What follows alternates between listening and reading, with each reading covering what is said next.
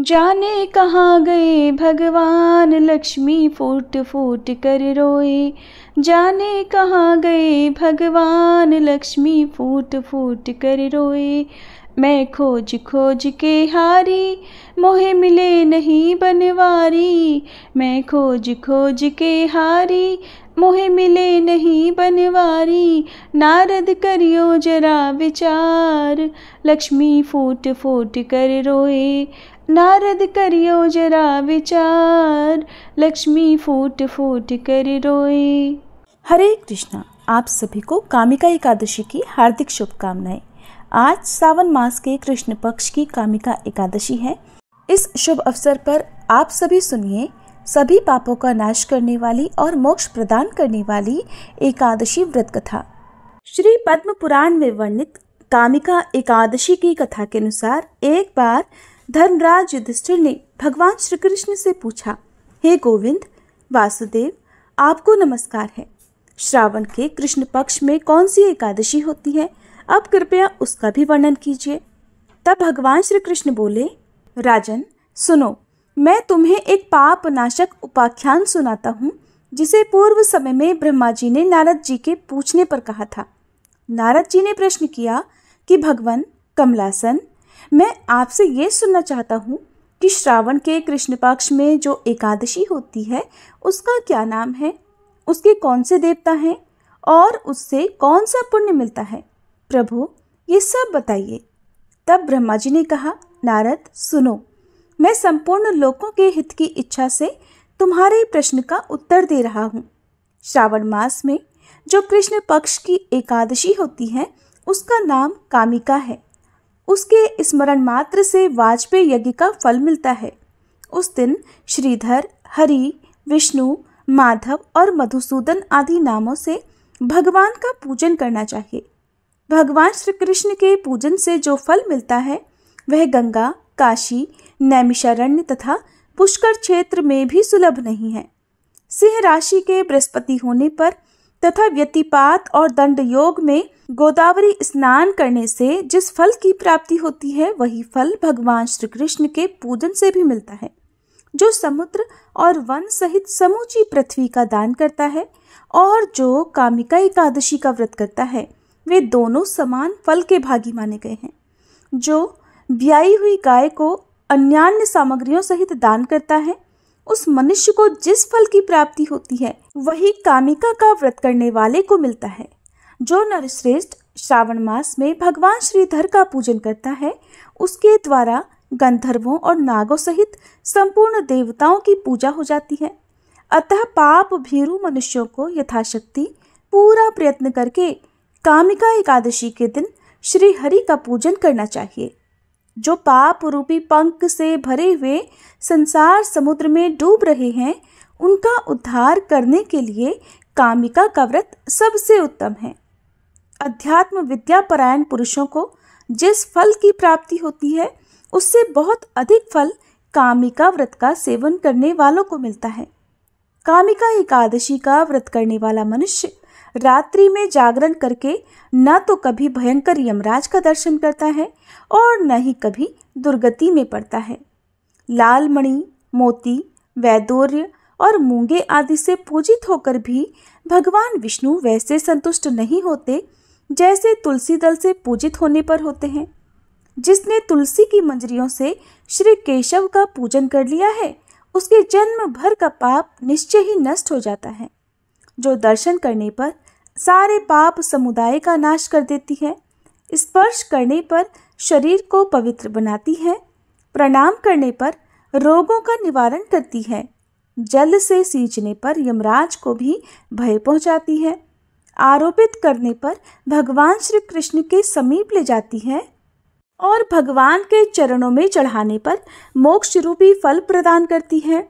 उस तुलसी देवी को नमस्कार है।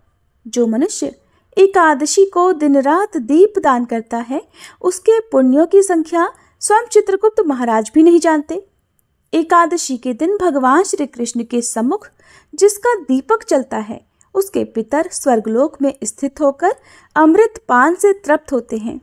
घी अथवा तिल के तेल से भगवान के सामने दीपक जलाकर मनुष्य देह त्यागने के बाद करोड़ों दीपकों से पूजित होकर स्वर्ग लोक में जाता है। भगवान श्री कृष्ण कहते हैं, हे युधिष्ठिर, ये तुम्हारे सामने मैंने कामिका एकादशी की महिमा का वर्णन किया है। कामिका सब पातकों को हरने वाली है, अतः मनुष्यों को इसका व्रत अवश्य करना चाहिए। ये स्वर्गलोक तथा महान पुण्य फल प्रदान करने वाली है। जो मनुष्य श्रद्धा के साथ इसका महात्म्य श्रवण करता है, वह सब पापों से मुक्त होकर श्री विष्णु लोक में जाता है। अब सुनिए कामिका एकादशी की एक और कथा। धार्मिक ग्रंथों के अनुसार कालांतर में किसी गांव में एक बहुत ही बलशाली क्षत्रिय रहा करता था। उसे अपने बल पर बहुत गर्व था। हालांकि वह धर्मपरायण था, नित्य प्रतिदिन जगत के पालनहार श्री विष्णु की पूजा उपासना करता था। एक दिन वह विशेष कार्य हेतु कहीं जा रहा था। रास्ते में उसकी भिड़ंत एक ब्राह्मण से हो गई। उस समय वह क्रोध में आ गया। ब्राह्मण व्यक्ति उसे कुछ समझाता उससे पहले ही वह ब्राह्मण से हाथापाई करने लगा। ब्राह्मण बहुत दुर्बल था और वह बलशाली क्षत्रिय के प्रहार को सहन नहीं कर पाया। इसके चलते तुरंत ही ब्राह्मण की मृत्यु हो गई। ये देखकर बलशाली क्षत्रिय सकते में आ गया। अब वह प्रायश्चित करने लगा। उसे अपनी गलती का एहसास हुआ कि उसने बल के दम पर निर्बल ब्राह्मण की हत्या कर दी है। आवेग में आकर ब्राह्मण व्यक्ति की हत्या करने से वह बेहद दुखी हुआ और ये सूचना पूरे गांव में देखते ही देखते आग की तरह फैल गई। क्षत्रिय व्यक्ति ने गांव वालों से क्षमा याचना की, साथ ही ब्राह्मण का अंतिम संस्कार विधि विधान से करने का वचन भी दिया। लेकिन क्षत्रिय को तो ब्रह्म हत्या का पाप लग चुका था। तब पंडितों ने अंतिम क्रिया में सम्मिलित होने से ही इनकार कर दिया। उस समय क्षत्रिय ने सभी ब्राह्मणों के पैरों में गिड़गिड़ाकर उनसे ब्रह्महत्या दोष निवारण के लिए उपाय जानना चाहा। तब पंडितों ने कहा कि ब्रह्महत्या दोष का प्रायश्चित करने के पश्चात ही हम लोग आपके घर पर भोजन ग्रहण करेंगे। ये सुनकर क्षत्रिय ने ब्रह्महत्या दोष प्रायश्चित करने का उपाय पूछा। पंडितों ने कहा कि सावन मास के कृष्ण पक्ष की एकादशी तिथि को विधि विधान से जगत के पालनहार भगवान श्री हरि की पूजा उपासना करो, साथ ही ब्राह्मणों को भोजन कराओ और दान दक्षिणा दो। ऐसा करने से तुम ब्रह्महत्या दोष से मुक्त हो जाओगे। उसके बाद क्षत्रिय ने ब्राह्मण व्यक्ति का दाह संस्कार किया। ब्राह्मणों के वचनानुसार सावन मास के कामिका एकादशी तिथि पर क्षत्रिय ने विधि विधान से भगवान विष्णु की पूजा उपासना की, साथ ही ब्राह्मणों को भोजन कराकर यथासंभव दान दक्षिणा भी दी। उसी रात क्षत्रिय के सपने में भगवान विष्णु आकर बोले कि मैं तुम्हारी भक्ति से प्रसन्न हूँ। आज के दिन तुमने विधि विधान से मेरी पूजा की है। इस व्रत के पुण्य प्रताप से तुम्हें ब्रह्महत्या दोष से मुक्ति मिल गई है। माना जाता है कि यदि अपने पापों का प्रायश्चित करने और भविष्य में कभी ऐसी गलती ना दोहराने के लिए सच्चे मन से यदि कामिका एकादशी का व्रत रखा जाए तो जाने अनजाने में किए गए हर पाप से मुक्ति मिल जाती है। यदि कामिका एकादशी व्रत की कथाएं। प्रिय श्रोताओं, आपने कान्हा जी के भक्तों की और कान्हा जी की भक्ति की कहानियां तो बहुत सुनी होंगी। आज आपको सुनाते हैं राधा रानी की एक सच्ची कहानी। जैसे कान्हा जी अपने सच्चे भक्तों पर बहुत जल्दी प्रसन्न हो जाते हैं और उनकी पुकार सुनकर वो दौड़े चले आते हैं, उसी तरह राधा रानी भी अपने भक्तों की पुकार जरूर सुनती हैं। एक बार की बात है, एक सेठ जी थे और एक गांव में रहा करते थे। भरा पूरा परिवार था। वो बहुत धनी थे। उनके 3 बेटे थे, लेकिन उनकी कोई भी बेटी नहीं थी। इस बात की कमी सेठ जी को बहुत खलती थी। कुछ समय बीता तो एक दिन सेठ जी की पत्नी का देहांत हो गया। समय का पहिया घूमता रहा। समय हुआ तो विवाह योग्य सभी बेटों का विवाह भी कर दिया गया। सेठ जी का अच्छा खासा कारोबार था। दिन भर सेठ जी के बेटे कारोबार संभालते और शाम होने पर अपने बच्चे और अपनी पत्नियों के साथ व्यस्त रहते। सेठ जी की सुनने वाला अब परिवार में कोई नहीं था। कोई भी ऐसा नहीं था जिससे सेठ जी अपने मन की बात कह सुन सके। सेठ जी को शुरू से ही इस बात का बड़ा अफसोस था कि उनकी कोई बेटी नहीं है और अब उनकी पत्नी भी उनके साथ नहीं थी। उनकी पत्नी भी अब उनका साथ छोड़कर जा चुकी थी। सेठ जी के मन में ये कसक और भी बढ़ने लगी कि उनकी कोई पुत्री क्यों नहीं है। एक दिन एक बहुत पहुंचे हुए महात्मा सेठ जी के घर पर आए और उन्हें दुखी देखकर पूछने लगे कि सेठ जी, क्या बात है? तुम्हें किस बात की परेशानी है? तुम इतना दुखी क्यों लग रहे हो? तब सेठ जी ने अपने दुख का कारण उन महात्मा को बताया कि महात्मा जी, मेरी कोई भी बेटी नहीं है। इस कारण से मुझे अपने जीवन में ये अभाव लगा रहता है और मुझे बड़ा अफसोस होता है, बहुत दुख होता है कि मेरी कोई बेटी क्यों नहीं है। अगर मेरी बेटी होती तो वो भी मेरा ध्यान रखती, मेरे मन की बात सुनती, मैं भी उससे अपने मन का बोझ कह सुनकर हल्का कर लिया करता। तब वो पहुंचे हुए महात्मा कहने लगे कि सेठ जी, तुम राधा रानी को ही अपनी बेटी मान लो। हमारे जीवन में जब जिस चीज़ की कमी होती है तो उसे भगवान ही तो पूरा करते हैं। अब भला बेटी ना होने के कारण तुम इतने परेशान हो, परेशान होने से क्या होगा भला? तुम राधा रानी को एक बार अपनी बेटी मान कर देखो और जब भी तुम्हारा मन चाहे, जब भी तुम उदास हुआ करो, अपने दिल की सारी बात राधा रानी से कर लिया करना और फिर तुम्हें ये अभाव कभी नहीं सताएगा कि तुम्हारी कोई बेटी क्यों नहीं है। महात्मा जी की ये बात सेठ जी को बड़ी अच्छी लगी और फिर उन्होंने ऐसा ही किया। खूब खुश होकर बाजार गए और वहां से राधा रानी की एक सुंदर सी मूर्ति खरीद कर ले आए। उन्हें पहनाने के लिए सुंदर सुंदर पोशाकें भी ले आए। हर दिन वो राधा रानी की मूर्ति को स्नान कराते और उनकी पोशाक बदलते, उनसे खूब सारी बातें करते और फिर हर दिन खुद भोजन करने से पहले राधा रानी को भोग लगाते। सोने से पहले ये उनका नियम बन गया था कि वो राधा रानी के साथ खूब बातें करते, दिन भर की बातें राधा रानी को सुनाया करते। ऐसा करते करते सेठ जी दिल से ही राधा रानी को अपनी बेटी मानने लगे और वो ये भूल ही गए कि उनकी कोई बेटी नहीं है और वे इस एक निर्जीव सी मूर्ति को ही अपनी बेटी मान बैठे हैं। लेकिन भक्ति में मगन सेठ जी को किसी भी बात का आभास नहीं था। उन्हें बस पता था तो ये कि उनकी एक बेटी है जिससे वो हर दिन खूब सारी बातें करते हैं। अब जब तक सेठ जी दिन भर राधा रानी से बात ना कर लें या उनकी पसंद का भोजन राधा रानी को ना खिला लें, उनका मन ही नहीं लगता था। जब तक वह उनसे बात नहीं कर लेते तब तक उनके मन को बड़ी बेचैनी रहती। बहुत सारी बातें करने के बाद, अपने दिल की सारी बातें कहने के बाद ही उनके मन को सुकून आया करता था। एक बार की बात है, सेठ जी के घर पर चूड़ी बेचने वाली एक मनिहारिन आया करती थी और सेठ जी की बहुएं उस मनिहारिन से खरीद कर चूड़ियाँ पहनती थी। एक दिन वह मनिहारिन चूड़ी बेचने के लिए सेठ जी के घर आई। तब उसने सेठ जी की तीनों बहुओं को उनकी पसंद की चूड़ियाँ पहनाई।